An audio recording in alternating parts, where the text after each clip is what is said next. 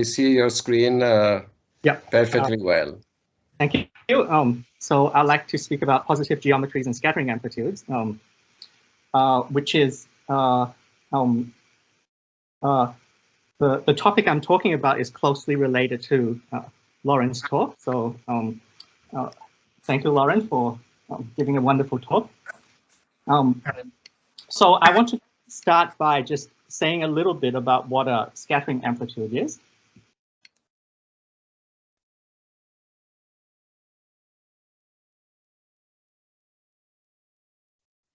Process where we have a number of particles interacting, and we're given some information about the particles. So in this picture here, there are 5 particles, and we're given their space-time momenta. So the momenta is a 4 vector. So 3 of the dimensions are the space dimensions, and 1 of them tells you about the energy.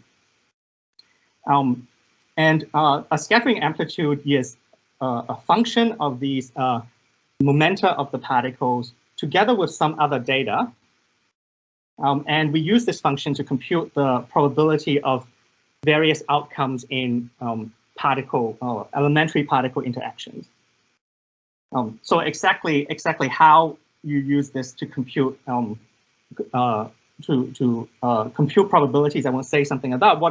The way I'm going to think about it is this function. If we figure out this function, that's the end of the problem.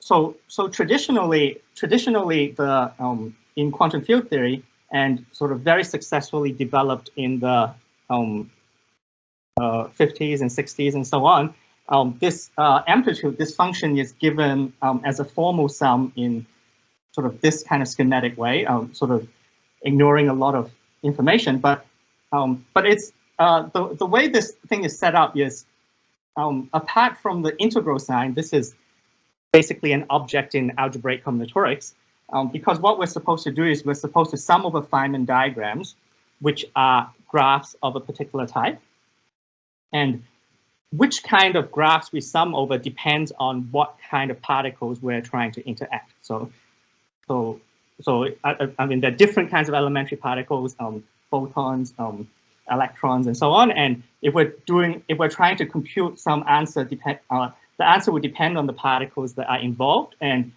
which particles we use will determine the Feynman diagrams that we're summing over. And then for each Feynman diagram, there's going to be a rational function. This rational function will depend on some variables x, so some additional variables. And it will also depend on the momenta, and also I didn't write it in, but there's also some other data. So so besides the momenta of the particles, these particles can also have additional information. They have some additional internal information in the particle, and this expression will depend on that information as well. But I didn't write it in. What we're supposed to do is take all possible graphs of a particular type. Depending on the graph and depending on the particles involved, I'm going to write down a rational function. And then I'm going to perform an integral. And this integral is, the dimension of this integral depends on the first Betti number of the graph that we drew. So it's the, we just say the loop level in physics. In the case that the diagram is a tree, then there's no integral to do. So this integral isn't present, and it's just a rational function, and there are no x's. It's just a rational function of this of the momenta. Okay, so this is also, I should say, this is a perturbative expansion, and it has a lot of problems of convergence. These integrals typically don't converge, but there's a sort of extremely well-studied procedure to obtain finite answers out of this non-converging sum. So it's non-converging in multiple ways. One is that the integral doesn't converge. Another issue with this is that this sum is an infinite sum, and we tend to expand it by first summing over all trees, then we sum over all graphs of the type that's allowed that has Betti number 1, and so on. And so this is part of the huge machinery of quantum field theories that developed over the last century. So I've mentioned these things, and one thing to say is that even though there's mathematical issues with this thing as written, as a sort of theoretical physics problem, this is immensely successful. So by taking the sort of first few terms in this expansion, we've obtained, I mean, this is done in the 50s and 60s. It was like sort of incredibly good accuracy in comparison with experiments in particle accelerators. So even with just a little bit of this expansion and doing the sort of normalization that I mentioned, you get sort of extremely good comparison. So with sort of as good as your experiments can go, people have been able to compute using this and gotten and matched it nearly perfectly. Okay, so so as I said, this the Feynman diagrams sort of, that's how I think of as what the answer is to the amplitude, and because of this incredible success of it, we've sort of said this is the right direction to go, and this was developed very successfully in the 50s and 60s. Now, eventually, we built more and more powerful particle accelerators, and we needed to compute more and more terms in this expansion. And a breakthrough sort of happened, a sort of conceptual breakthrough happened in the 80s, when we, in the calculation of the interaction of massless particles called gluons.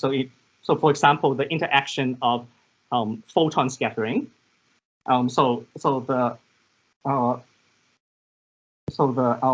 technical language is, this is about Yang-Mills theory, is that for a particular part of the amplitude, it was noticed by Park and Taylor that if you sum over all these terms, so that means you sum over, and they only did the first part of the amplitude, they only did tree level, and they're looking at something called the planar amplitude. Anyway, they summed over a lot of terms, so there are many different trees that contribute to the amplitude. They summed these rational functions, and they managed to write it in an extremely compact form, which I've written here. I'm not telling you exactly what these ij are. These things are called spinor vectors. But they took this amplitude where you have sort of n photons interacting, and 2 of them have positive helicity and the rest of them have negative helicity. So this is some of the data, sort of the polarization of the particle. And they wrote a compact formula for it, initially a conjecture, but sort of verified for the first 2 cases and eventually proved in general. Even if you have n photons interacting, there's an extremely simple formula that you get for the final answer, which is basically just a rational function, which is a product of some extremely simple factors. And here I've written down in their calculation how many terms are needed as n, as a function of n. So there are 4 Feynman diagrams that contributes to this this expression. But if n is 8, so there are 8 photons interacting, so 6 of negative helicity and 2 of positive helicity, you have this number of Feynman diagrams each. So the Feynman diagrams are different types. So they these are all Feynman diagrams that are trees. Each of them gives a rational function, but these are kind of different kinds of rational functions. You add up all the rational functions, and it turns out it simplifies. So this was really remarkable, and I think this started a revolution in the study of amplitudes. We thought initially that this was the final answer, and this was justified by sort of comparison with experiment. But it turns out there's more structure in there than the Feynman diagrams can see. And so I can't give you sort of the rules for the Feynman diagrams for this Yang-Mills theory because it's kind of complicated. But I wanted to show, because it's such a simple thing for a combinatorialist, I wanted to show in a toy model what what these Feynman diagrams are and what the rational function looks like. So I chose this example, the planar massless tree level phi cubed amplitude. Phi cubed stands for a scalar theory, so particles with no internal symmetry. And the 3 here means that I only sum over Feynman diagrams that have internal vertices of degree 3. Okay, anyway, for this particular amplitude, it only depends on the 4 momenta of the particles that are involved. And so let's say that n particles involved, and what is this expression? I'm only at tree level. Because it's tree level, there are no integrals to do. So the answer is it's the sum over all cubic cyclically ordered trees. So here I've drawn one of the kind of things, one of the cyclically ordered trees. So cubic means the internal vertices are degree 3.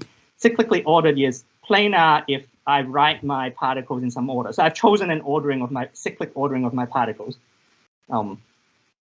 That's kind of the word planar. So this is only part of the whole amplitude. But, and then I take the product over all edges that are internal, so not the leaf edges, and I do 1 over some function of the momenta, and the function is defined like this. So if I take one of the edges, then there's going to be, and I cut the edge, and there's going to be some leaves on one side and some leaves on the other side. I take the leaves on one side and I add up the momenta and I square. What square means is I take the dot product under the Minkowski norm. But yeah, so you can just think of this as dot product with itself. This is a 4 vector, you dot it with itself, and that's the thing you put in the denominator. Because of momentum conservation, this expression doesn't depend on whether I added these guys up and dotted it or with itself, or I added these guys up and dotted it with itself. So it's sort of symmetric in this choice. And so if I try to do A5, then it turns out that there are 5 of these trees that you can write down. And then each tree, as this is one of these trees. In this example, you see that there are 2 internal edges, so the denominator will be a product of 2 things. Of 2 factors. So this is what Feynman diagram gives. Sorry, just to be sure that I got it right. There are typos in the drawing, right? It should be x for 5 and x q 3. Yeah, sorry. So my ij, you end up summing over pi up to pj minus 1. Sorry. I thought it was pi plus pj. Sorry. Yeah, that's a little bit confusing. But yeah, anyway, in any case, yeah, you know what you have the right idea. So this is the answer. And later on, I'm going to tell you a way to think about this this expression that doesn't require cutting it up into 5 pieces. And that's kind of what we want. I mean, so I should say this is a toy model. This, as far as I know, this amplitude doesn't calculate anything that any particle interaction that's measured in the experiment, but this one does. This one is of, and the point is that when I compute it using Feynman diagrams, I am cutting up this rational function into some pieces. But actually, the thing that is invariant is actually the whole thing. So the choice to cut it up into 5 pieces is a consequence of the Feynman diagram formalism, but the whole expression is the answer. So the question which we're trying to build some mathematical theory for is, can we somehow characterize this rational function in another way, which doesn't have the artifact of being cut up into its pieces, using Feynman diagrams? And so towards this goal, I defined with Akani, Hamed, and Bai something called a positive geometry. So I'll give the definition and give some examples later on. So a positive geometry is a pair. The first thing is sort of an ambient algebraic variety that the geometry lives in. So X is something like Pn, something like projective space. I'll insist that it's projective. And then sitting inside the real points of this ambient variety, I'm going to cut out a semi-algebraic subset, and I insist.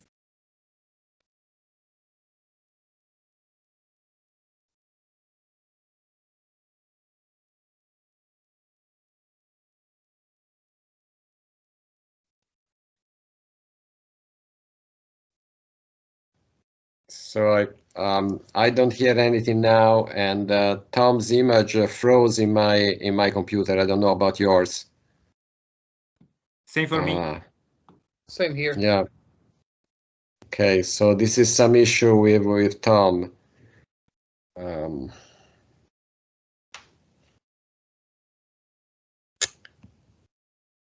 So we should.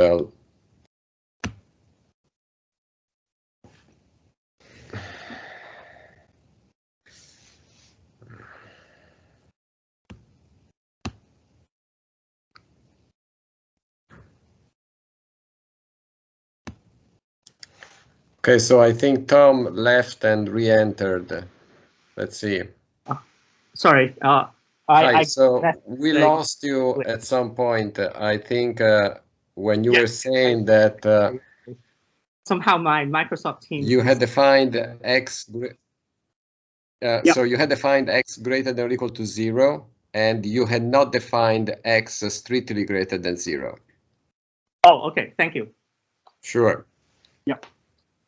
So I'm going to assume that the interior of this. So this is a topological subspace, and cut out by. So semi-algebraic subset means that it's a finite union of pieces that's cut out by inequalities. And the interior is x greater than or equal to 0. And using this, I'm going to define the boundary. And there's a lot of notation here, but the way I'm going to set it up is so an example of a positive geometry is this triangle sitting inside P2. So a triangle is a sort of topological thing. The P2 is an algebraic thing. That's the way I'm going to think about it. And how do I define the boundary components of it? So what I'm saying over here is I take the boundary as a topological space. So this is the boundary. I take its Zariski closure, and this Zariski closure will have will have 3 lines. So that's the Zariski closure of the boundary. And the Zariski closure, so this boundary will naturally have irreducible components. And in this case, there are 3 irreducible components. I take one of the irreducible components and I intersect with the original set, and that's my boundary. Those are my boundary components. Okay, so this is not yet the definition of a positive geometry. I'm just saying what boundary means.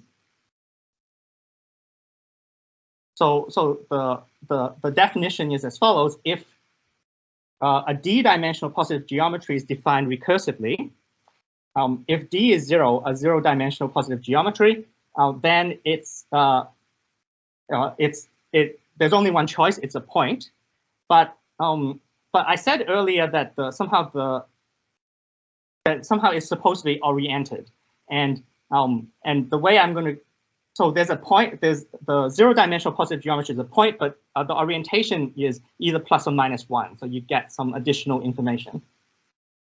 But the meat of the definition is as follows. So recursively as follows. So every boundary component has to be one lower dimensional positive geometry. And the main part of the definition is there exists a unique non-zero rational top form, which is denoted like this and called canonical form, such that the residue as you go along a boundary component is equal to the canonical form of the smaller positive geometry. So this is a recursive definition. So a positive geometry, which is d-dimensional, is equipped with a D form, which is rational. Rational meaning it's a rational function. And so the recursive definition is that when I take this canonical form is uniquely determined by the property that it has simple poles along each of the boundaries, and when I take the residue, then I get the canonical form of the smaller one. And so residue means so what this equation says is that so d-dimensional form, my D form, is this canonical form of the smaller guy, the boundary, which is d minus 1 dimensional, wedge df over f, where f is some function that locally cuts out my boundary, plus some other terms that are smooth, so which have no singularities along the boundary.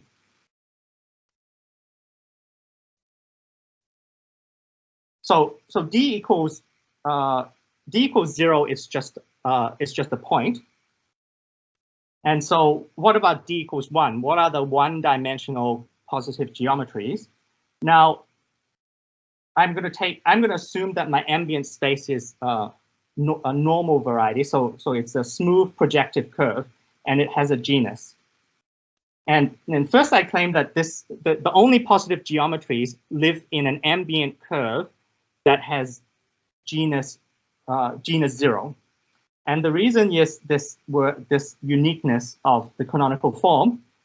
In a curve of genus greater than 0, so a genus 1 curve, a genus 2 curve, there exists holomorphic 1 forms, which are non-zero. And then you can always modify, if you had a solution to this problem. So if you solve this problem and you found a 1 form with the decide properties, you can always modify it by a holomorphic 1 form, and it wouldn't change the residue. It wouldn't change the poles because the holomorphic 1 form would have no poles anywhere. So the only solutions to this problem, the ambient space X has to be P1, which is a genus 0 curve. And it turns out that any closed semi-algebraic set, which is basically not the whole thing, any closed semi-algebraic set will work. So the real points of P1 is just a circle, and a semi-algebraic set is a union, a finite union of closed intervals, and all of them work. And for example, my first example is if I just take one interval, then let me draw the picture. So this is my, here's the endpoints A and B. Oh, actually, maybe, oh, well, it doesn't really matter. Here's my interval A sort of between A and B, and I claim this is a positive geometry. And if so, it has a distinguished 1 form defined on P1. There's a distinguished 1 form defined on P1, so that the residue at this point is plus or minus 1, and the residue here is plus or minus 1, and it depends on the orientation. So the particular one I chose in this example, if I take the residue of this guy at A, then I will get then I'll get 1, and if I take the residue at B, then I'll get minus 1. So this is a positive geometry. So this and there's the negative of this. You can orient it the other way around, and then you get residue minus 1 here and residue 1 here. And so this is the 1 form that's the canonical form, and it comes with this expression. It turns out that, and it's sort of straightforward to check, if I take a disjoint union of finitely many closed intervals, then the canonical form, the thing that works is just the sum over all of them, because then you sort of want to get 1, minus 1, 1, minus 1, 1, minus 1 as your residues along at each of these points. Okay. What about two-dimensional positive geometry? So let's assume the ambient algebraic variety is P2, and I want to take a semi-algebraic subset of P2, and ask whether it's a positive geometry. So what does a full-dimensional semi-algebraic subset of P2 look like? So roughly, it looks like I take a bunch of curves, and then I sort of take one of the sort of components in the complement of these curves and take its closure. So something like this, where these are curves inside the plane, would be a semi-algebraic subset of full dimension. So which one of these things are allowed? And there's a formula. So according to the definition of positive geometry, every boundary component has to be positive geometry. And I said that one-dimensional positive geometries have to be rational curves. So they have to be P1s. And we know that if you've got a degree 1 or degree 2 curve in the plane, then it's actually a copy of P1. There's a rational parametrization of a degree 1 or degree 2 curve. But if you have a degree 3 curve, it's a cubic and it's an elliptic curve. So the kind of curves you're allowed to use to cut out a positive geometry in the plane are linear and quadratic. So if it's cut out by linear pieces, then basically have things looking like a polytope, which is an n-gon. So this is a candidate to be a positive geometry, and in fact it is positive geometry. It doesn't actually have to be convex. This thing is cut out by linear pieces, but it's not convex, and it's still a positive geometry. And this thing is cut out by 2 linear curves together with 1 quadratic one. It's a pizza slice, and this guy is also a positive geometry, and this is its canonical form. So because it's a 2-dimensional positive geometry, this form is going to be a 2 form. So it's sort of some rational function times dx dy. I'm using affine coordinates here, and we know it has simple poles along the boundaries, because the definition of a positive geometry is that it's got to have a simple pole here, so that when you take the residue along here, you get the canonical form, which is along there, which is one of these things. So the denominator is sort of clear. The denominator is, well, this is a linear factor. These 2 linear factors correspond to these 2 lines, and this quadratic factor corresponds to this. And there's also a numerator, and it's not completely clear what the numerator is in this case, but you can check that this is the numerator which works, and there's also a scalar which I didn't figure out to calculate it, but this is a positive geometry. So as I already explained, that this is not allowed as I could take an elliptic curve, and this is a little piece of it, and ask whether this part is a positive geometry, and it's not, because the boundary is a cubic, and so it won't satisfy this uniqueness property of the answer. You can take the interior of a circle, and that's also not a positive geometry, but it's almost a positive geometry. This is actually pretty close to being a positive geometry, and maybe it should be called a non-negative geometry. You can go through the definitions and try to do it, and this thing kind of has 0 as its canonical form, but otherwise it's sort of okay. So one basic theorem is that if you have a polytope sitting inside projective space, and I'm going to assume that I've got, because that's the setting of positive geometries, I'm going to assume that I've got a d-dimensional polytope sitting inside d-dimensional projective space. Then it's always a positive geometry. So a polytope embedded into projective space comes with a canonical form, a rational form of the same degree as the a rational form. And the degree as a form is just the dimension of the polytope, and then it comes with a rational function inside. In front. Now, so here's a polytope, and as I said, what the form looks like, I drew it in affine coordinates. So I took an affine patch of my projective space.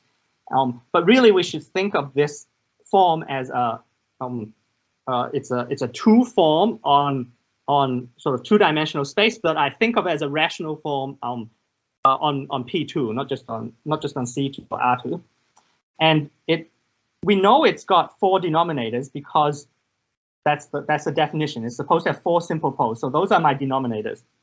And we can figure out what the degree of the numerator is because we know what the canonical bundle of P2 is. The canonical bundle of P2 is O of -3. So every top form on P2 is going to have degree -3. So we know that there are four denominators, so there's going to be one numerator, a linear numerator, for this quadrilateral polytope. I'm going to come back to this in a moment. I just want to explain what this rational function associated to a quadrilateral is, and I'll come back over here. And it turns out that this the rational function associated to this quadrilateral, it's got the purple guys as the denominator. So the product of these linear functions is the denominator, and the numerator is linear function, and the numerator is the line that passes through the 2 points of intersection of the facets of my quadrilateral that are sort of not part of my quadrilateral. So if I have a quadrilateral, then there are 2 points away. So these points could be at infinity. I mean, if this side and this side parallel, then the points are infinity. But that's one good thing about working in projective space. So anyway, this is the numerator. So this numerator is this y minus 4x minus 4 is the line passing through this point and also this point. But let me just quickly sketch the proof, and the proof relies on the following thing: is that if you can triangulate a semi-algebraic set into a bunch of positive geometries, and here I use triangulation in a sort of pretty weak sense, as in it's just sort of the interiors, the union of interiors are sort of dense, and also they're disjoint. Then it's a triangulation. So if I have a triangulation, then the canonical form is just the sum of canonical forms of the pieces. And what you have to do is you have to prove this theorem, what you do is you check that the simplex has a canonical form. So you just take a triangle and write a canonical form. And the canonical form for a simplex is very easy. And the reason it's easy is that there's no numerator. It's just denominators. By the counting argument I gave, you just take all the denominators to be the facets of the simplex, and then there's no numerator to figure out, and that's the canonical form. And so you first prove that a simplex is a positive geometry, and then you triangulate the polytope that you're interested in, which you know you can do.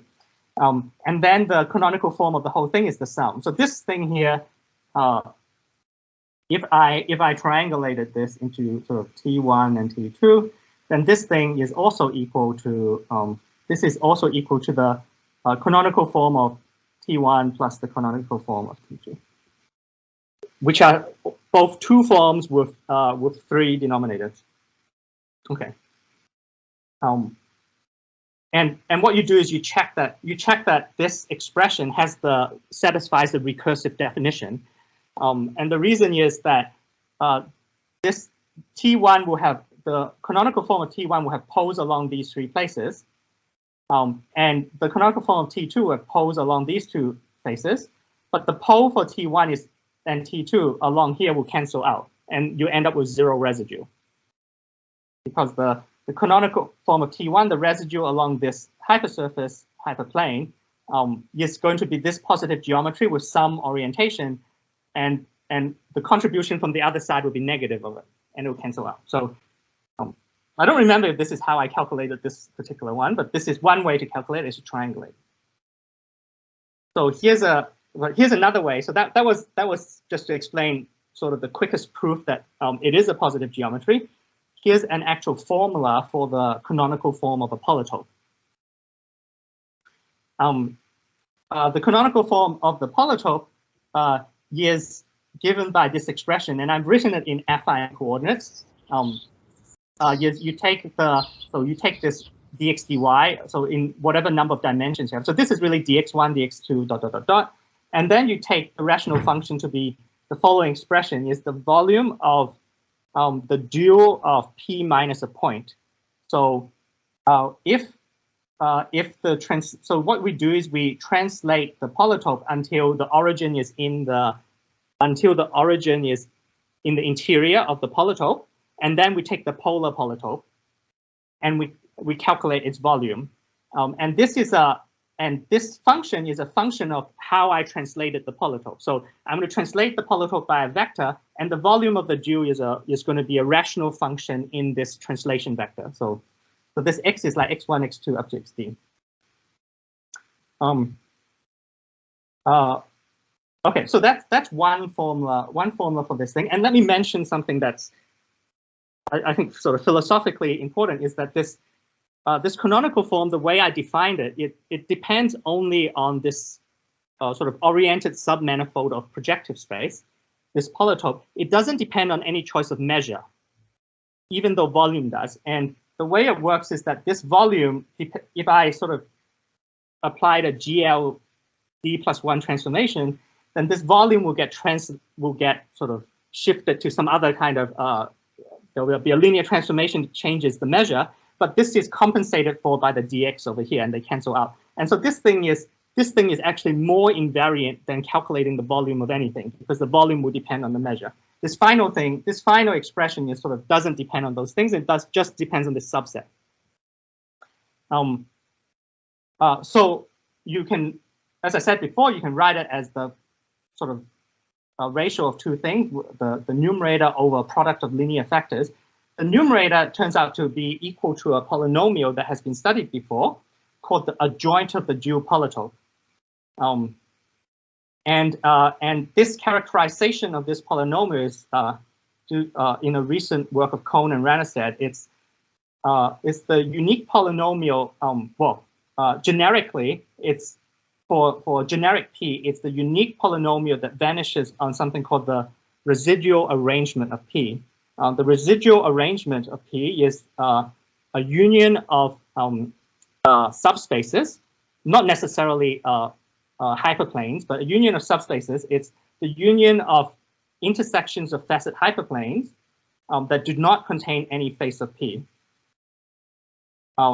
So it's not a hyperplane arrangement. This residual arrangement is a arrangement of subspaces, and in this case, what we do is we take the facet hyperplanes, the 4 hyperplanes, and then we take the face lattice. So we take all possible subspaces obtained by intersecting these hyperplanes. So that also includes these 4 lines, but also includes this point, this point, this point, this point, this point. That's the face lattice includes all these points as well. There's 6 points. And then the rule is you take the ones that don't contain a face of P, and that's just this point and this point. And then under some genericity conditions, the theorem is that it's a unique polynomial of the correct degree. I explained previously how to predict the degree. There's a unique polynomial of the correct degree that passes through all these subspaces. So in my quadrilateral example, there's a unique line that passes through 2 points. And that's my adjoint. That's the numerator. One has to pick things to fix the scalar, but that's, yeah, it's hard to nail that scalar easily without writing a lot of notation there. Okay, so let me go back just to sort of explain the thing that I had at the beginning. So I gave 2 amplitudes in the beginning. One was the Park-Taylor amplitude, and the other one was this phi-cubed amplitude.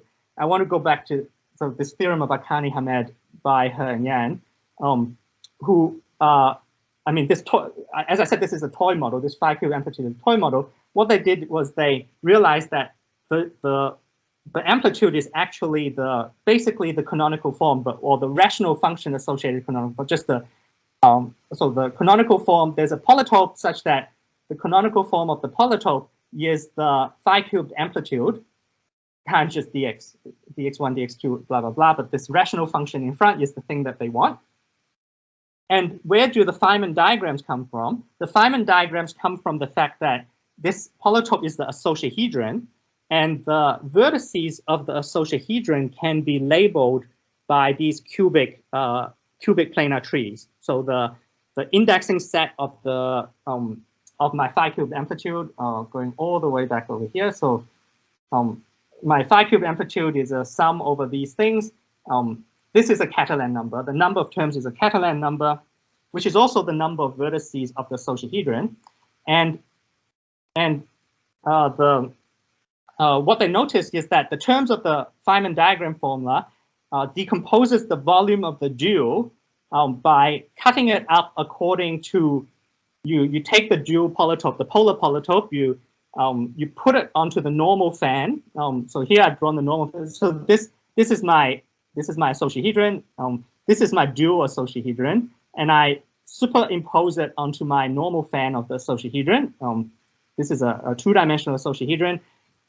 Then the polytope of this whole thing is the sum of these pieces.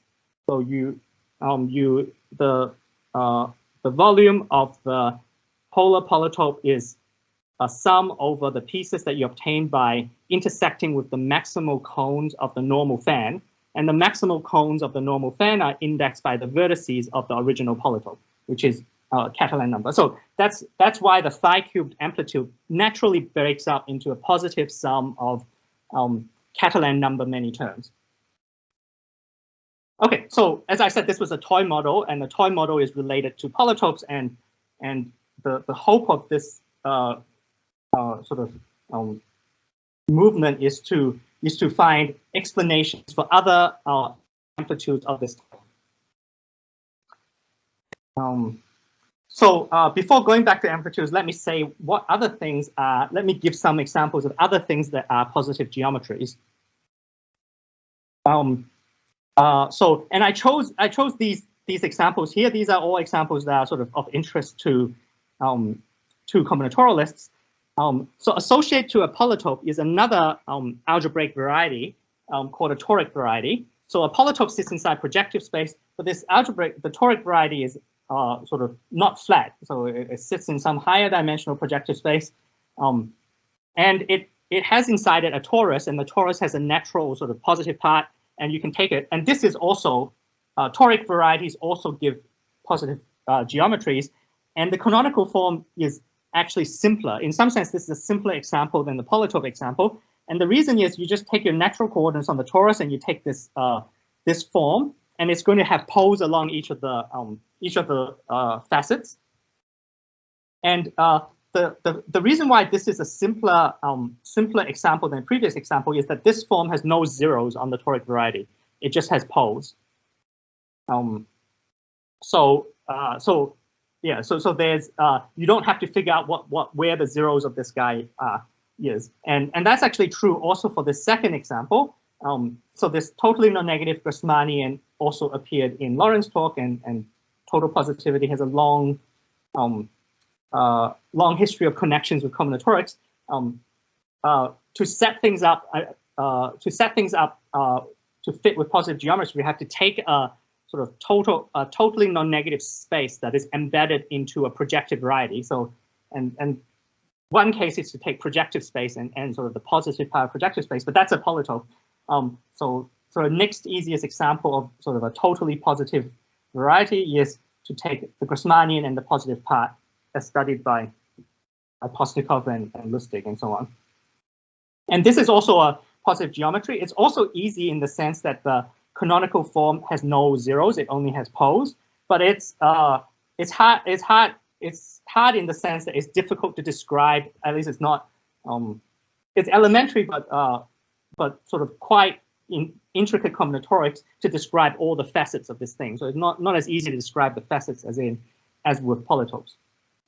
And another example, which is closely related to this phi-cubed amplitude, the associahedron, is to take the moduli space of n-pointed rational curves. And I took the sort of Deligne-Mumford compactification of it, and the positive part is what we do is we take the sort of moduli space of the real moduli space of n-pointed rational curves, and it's got a bunch of disconnected components, but I just pick any of them and it will be a positive geometry. I take any of them and I take the closure, I should say, and it will be a positive geometry.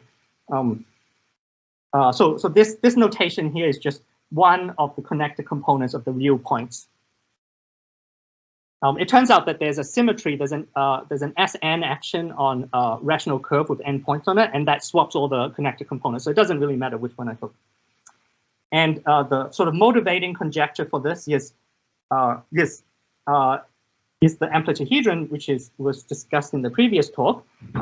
So it's a conjecture that the amplituhedron for any n, k, and m is positive geometry. And you can even generalize it. The amplituhedron is defined by taking the image of this totally non-negative Grassmannian under a linear map, which is of a particular type. It's a positive linear map. You can generalize it, and we expect that you can take any linear map, not just the positive one, and get something that's a positive geometry.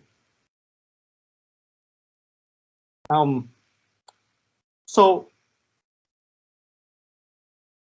right, okay. So there's a big zoo of positive geometries, and even bigger conjectural zoo. The main applications we have in mind are to amplitudes. In the case of the phi-cubed amplitude, so the associahedron, when you take your positive geometry to be the associahedron in some very special embedding, so not just the random combinatorial associahedron, but a particularly embedded one, then the phi-cubed amplitude is equal to this canonical form, basically. In the sort of motivating example, which is sort of the super Yang-Mills amplitude, and this is basically the case that corresponds to the Park-Taylor formula, though actually the Park-Taylor formula actually kind of corresponds to a trivial case where it's sort of a point. But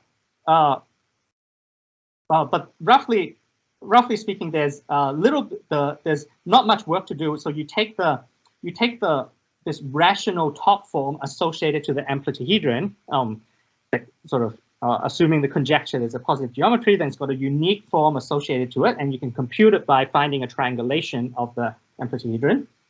So you write down this rational form, and there's basically a way to this rational form will depend on the position of the amplituhedron. So this amplituhedron is not just one polytope; it's a family of polytopes that depends on which linear map I use. So there's a linear map. So just like a polytope depends on some continuous parameters, if you give me a cyclic polytope, it will depend on sort of how it's actually embedded.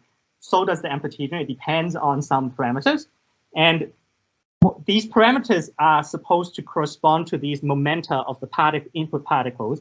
But there's a little bit of complication, which is basically to do with the supersymmetry and sort of spinor helicity variables that converts from these z variables, so the coordinates of my amplituhedron, back to the coordinates where the original problem was posed, and it's formulated in this kind of way as an integral function. But this integral function, this is a delta function and so on. This integral function really just is an algebraic manipulation. There's really no integral to do because this just asks you to do a substitution and then a Jacobian. In my other example, so I had an example which is this moduli space of n-pointed rational curves. In this case, you can take the canonical form of this M0n, and you can get something called the tree-level string amplitude, tree-level open string amplitude. And what you have to do is you take this canonical form, and this one doesn't depend on any thing. So this is just one particular form. It has no z dependence. So in my previous example, there was a z dependence. This has no dependence on any other data. It's just a particular differential form. But then I insert some rational functions here, and I raise it to some powers, and these powers are somehow related to the momenta of the particles that are going into this. And this is actually an integral, so this is no longer a rational function when I do the integral. An example of a function that I get in this way is the beta function, and that's called this is the 4-point open string amplitude is the beta function. Another example of something that you can do with the canonical form, which, as far as I know, is not related to amplitudes yet, but I hope to relate to amplitudes, is are these kinds of integral functions that come up in mirror symmetry. And an example of something like this is you take the canonical form of, say, a totally non-negative Grassmannian or just a projective space, just the positive part of a projective space, and then you do, instead of putting a rational factor, you do e to a superpotential, and then again, this has no dependence on anything else. The superpotential would depend on something. These things are called quantum parameters. And then you do the integral. And the kind of integral you get is called a Bessel function. So something that can be put in this form. So if you did the P1 case, you get a Bessel function. So there are many interesting functions. Some are rational functions. This one was a rational function, but there are more interesting analytic behavior that you can obtain out of writing an integral over a positive geometry. And this integral is always over the positive part. So you just integrate over the, you have a canonical form, which is a rational form defined on the sort of algebraic variety. And then you integrate over this sort of semi-algebraic set. Okay, so let me end by saying sort of what, where the project is at. So one part of it, which I already mentioned, is sort of kind of what we mostly spend our time doing is finding more examples of positive geometries and finding positive geometries that are related to more and more different kinds of amplitudes. So the sort of, so I talked about the string amplitude, the super Yang-Mills amplitude, and these are only the amplitude at tree level. So so if you want to get the amplitude at loop level, I said there's some perturbative expansion. At loop level, you would have to do more complicated things. And you would also have to do a serious integral afterwards. So phi cube string and super Yang-Mills are examples of quantum field theories or string theories where this sort of philosophy can be carried out. But after you've sort of matched a positive geometry with a physics problem, the next thing is find as many formulae as you can for it. And an example of a good formula is the thing that we know for the polytope. So I wrote down here sort of, this theorem gives sort of two formulae, there are two equal signs here, two formulae for the canonical form of polytope. And they're both kind, I like both of them, and they're kind of slightly different. One is sort of an expression that's like explicitly a single rational function rather than a lot of terms. And the other one is somehow even more conceptual. It says that the answer is just the volume of the dual. Unfortunately, neither of these are available for the amplituhedron. So the motivating example was this amplituhedron, but while we can find these nice sort of conceptually sort of, I think, pleasant formulae for the canonical form of polytope, we do not yet have such a thing for the canonical form of an amplituhedron. In particular, we do not know what the dual of the amplituhedron is. We don't have any candidate for the dual right now. At least, I mean, there are some attempts, but nothing that's, I think, super convincing. There are other questions which are maybe more mathematical and sort of suggested by the analogy with polytopes is you can ask for what are the topology of these things. Are these things typically sort of contractible or Bores? So some of these things, so for a polytope, we know that they're all Bores. Of course, you can get a positive geometry by sort of taking a disjoint union of some other positive geometry, so that's kind of cheating. But you can ask whether a connected component of a positive geometry has some simple topology. And the examples that we know, that's yes.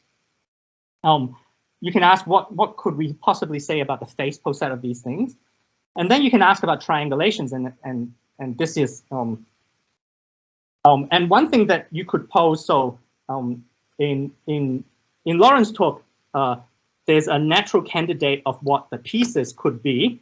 So if you've got the amplituhedron, it's the image of this positive Grassmannian. We think of the amplituhedron as the analog of a cyclic polytope. We think of the positive Grassmannian as the analog of a really high dimensional simplex. There's a natural candidate for what pieces to use to triangulate, which is the sort of images of lower dimensional faces of the things that it's the image of. If you just give me a random positive geometry, there's still a sort of a question that you might naturally ask when you ask about triangulating it is, can I triangulate it into pieces that are simplex-like? And what simplex-like means is that the canonical form has no zeros.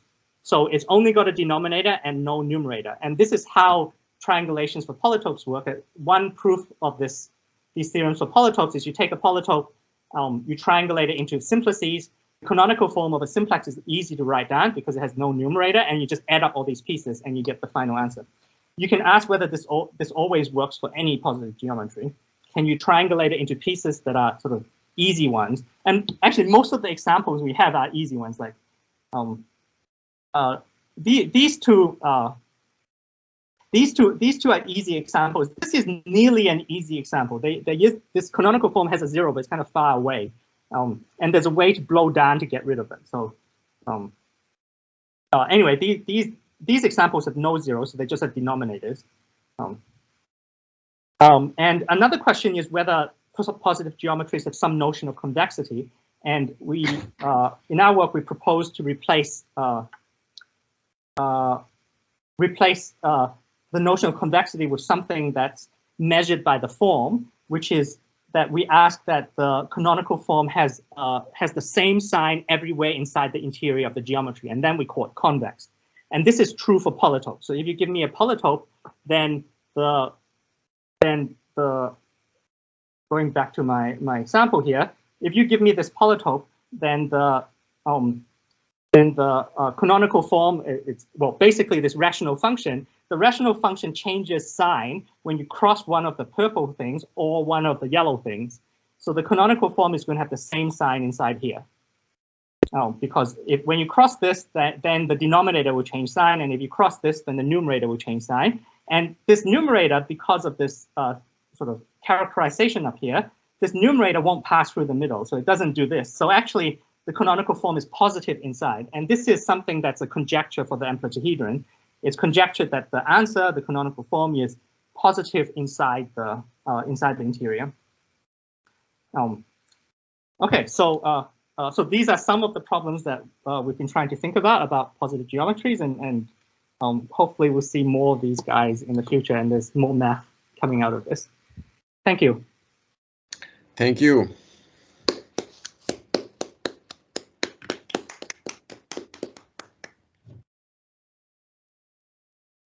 So, are there any questions or comments? Yeah, may I ask a question? Oh, Boris? Yep. Yeah. Hi. Hi. So you mentioned that you forbid cubics, but do you forbid singular cubics as well, or just, genus 1 cubics? Yeah. I think, yeah, singular cubics are fine. Our original examples, they were we didn't have any examples which needed singular cubics. Yeah, but, I'm happy to have some singularities, as long as the definition of residue is unambiguous. That's the only reason why I want to impose some condition on the smoothness. Also, yeah, I'm sorry.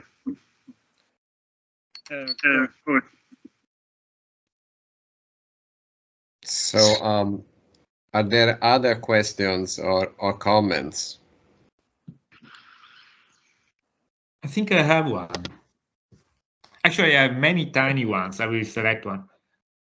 Let me try with a philosophical question. Suppose that I'm a student in physics, in quantum field theory, and I know completely nothing in algebraic combinatorics.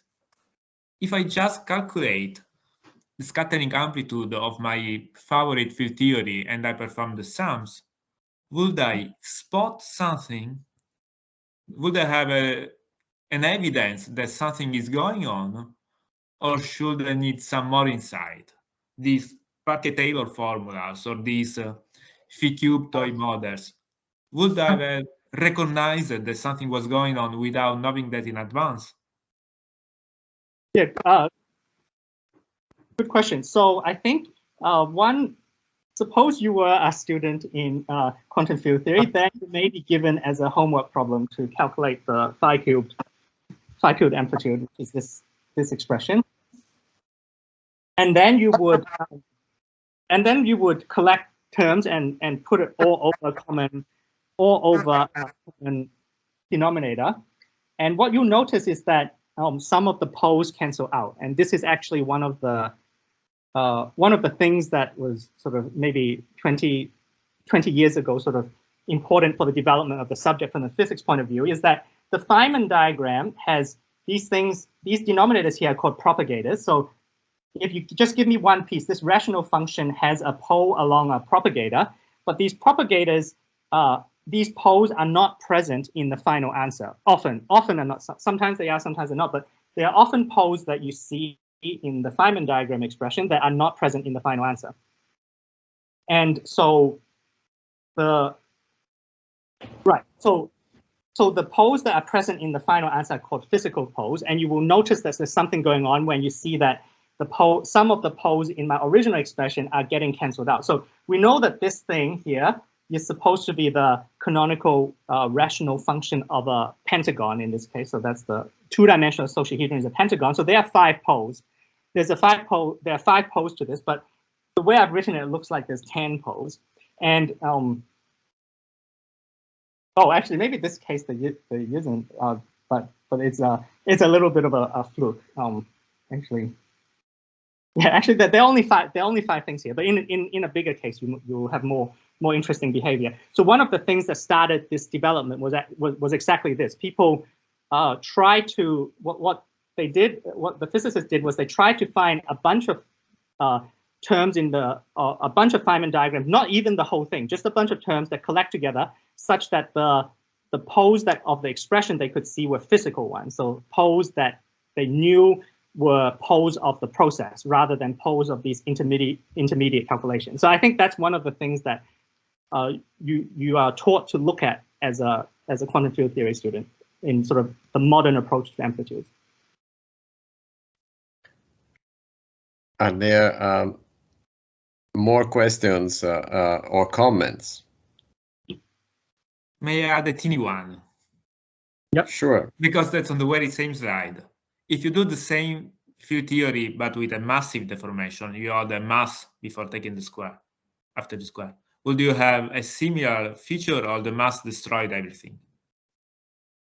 I think the ones that are most mathematically pleasant are massless. So both of these examples are in massless theories, and yeah. So somehow having massive particles destroys some of the symmetries and makes it harder to express in this clean mathematical way. Yeah. So instead of sort of living in some sort of projective space or Grassmannian or something like that, what it does is you live in a projective space, but there's you have to choose some like infinity, and it breaks some of the symmetry. But yeah, so people have tried to do this. This is part of the Amplitudes program. It's not addressed very well with the mathematical theory that I've laid out here, though. Yeah. It's pretty much just massless particles currently with what I've told you in this talk. Are there other questions or comments? Yeah, may I ask one more? Sure. Oh, thank you. So, Thomas, you were mentioning you want to integrate forms over positive geometries, yes? So this is similar to how periods are obtained, yes? So you say have an oval of an algebraic curve, you have a form, and you integrate over an oval, and you get some quite complicated function with a lot of monodromy, branching, and so on and so on. But since your positive geometries have rational, say in the plane, rational curves bounding them, you get something very, very special as this kind of special period, so to say. Have you thought about this general connection to Picard-Lefschetz theory? Yeah, we've thought only a little bit about it, and the basic issue is for all the applications, the integral in question, you can't. It's not enough to have a positive geometry to define this integral, because sort of by definition, the differential form always has singularities along the boundary, and so it never converges. You have to add it. In every case, there's some additional thing that you have to add to make it converge. Okay.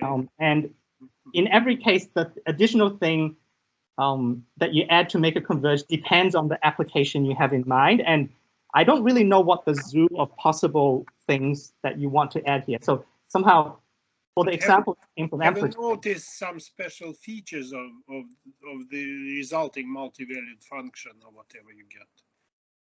Does it have any special monodromy? I don't know, branching properties and so on. So this example, this example, which is I think of this as the easiest example that's not a rational function. So this example doesn't have branching behavior. So it's and this example can be generalized to any there's a version of this for any polytope. Well, I mean, there are hypergeometric functions around, which are apparently special case. Right. So this example, which doesn't come up in amplitudes, you get something. So this is a sort of hypergeometric function, but sort of a degenerate version of it. Yeah. So you can get hypergeometric functions out of this kind of integral, and the sort of Bessel function is one example. I don't know what. I mean, somehow this was told to me by some other. Like this comes from some other intuition. It's not from positive geometry. Like this, the positive geometry, other than making it converge, the positive geometry doesn't know what to put here. But the thing to put here is what gives you the interesting function. So yeah, I don't have a good answer to how to get these sort of nice classes of functions like hypergeometric functions that are separately interesting. Have you seen anything else but hypergeometric functions so far? You in amplitudes, the start of the expansion, you tend to get things like polylogarithms. Polylogarithm, okay. So yeah, most of the things that you see first are polylogarithms, but we know just from the amplitudes literature that as you go further and further here, even in Yang-Mills, so you will get things like elliptic integrals and things like that. So elliptic, okay. You do get non-rational. You do get non-rational things. Okay. Thank you. So I see now one other question. Yeah. So I was just wondering, so I see a lot with the Grassmannian, and unless I missed it, I didn't see as much with, say, other partial flag varieties. Is it possible to do any of this with the full flag variety or other partial ones? Yes. So there are positive there are positive geometries sitting inside partial flag varieties. You can take the totally non-negative part, and that's in the Lustig sense, and that lives in any Gmod P, and that's also a positive geometry. The one that appears in physics is to take a two-step partial flag variety in type A, the partial flag variety of K and K plus 2 planes. So that's and inside it there's another positive part, which is not the same as the sort of mathematician's totally positive part, but there's a physics positive part of that space, which gives the integrand.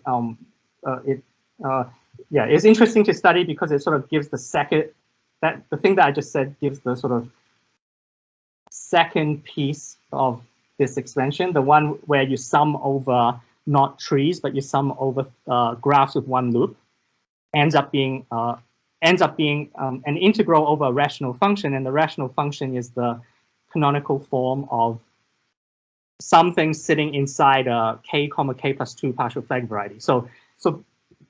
And for higher loops, so for further along this expansion, I think the ambient algebraic variety is some kind of quiver variety. But this has not been understood mathematically very well. Great, thanks. Are there other questions or comments? Thank you very much. Thank you again. So